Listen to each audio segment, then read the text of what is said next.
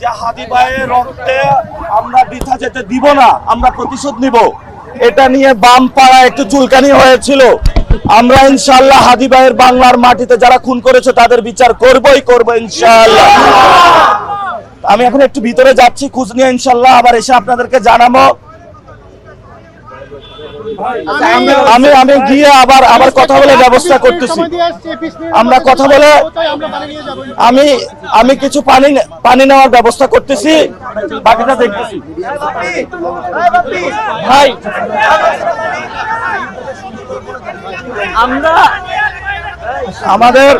আমাদের ওইখানে যেটা কথা হয়েছে যে সরকার জাতিসংঘের কাছে একটা চিঠি দিবে, যে এই চিঠির মাধ্যমে জাতিসংঘ একটি তদন্ত উইন্ডো ওপেন করবে। আইন শৃঙ্খলা বাহিনী যেই তদন্তটা করেছে সে জায়গায় আমরা ফুল ট্রাস্ট রাখতে পারছি না, এবং সরকারের উচিত ছিল এতদিনের মধ্যে আমাদের এই বিচারটা বুঝিয়ে দেওয়া। যেহেতু বুঝিয়ে দেয় নাই, রাতের আধারে রাজপথে আমাদের নেমে আসতে আমরা বাধ্য হয়েছি। এই জন্য অনেকে অনেক কথা বলে, মিসগাইড চেষ্টা করবে। আমরা আমাদের বিচার পাওয়া পর্যন্ত লক্ষ্যপানে অবিচল থাকবো এবং আমরা বিচার নিয়ে বাড়ি ফিরবো ইনশাআল্লাহ। সবাই ভালো থাকবেন, আজাদির লড়াই চলবে ইনশাআল্লাহ।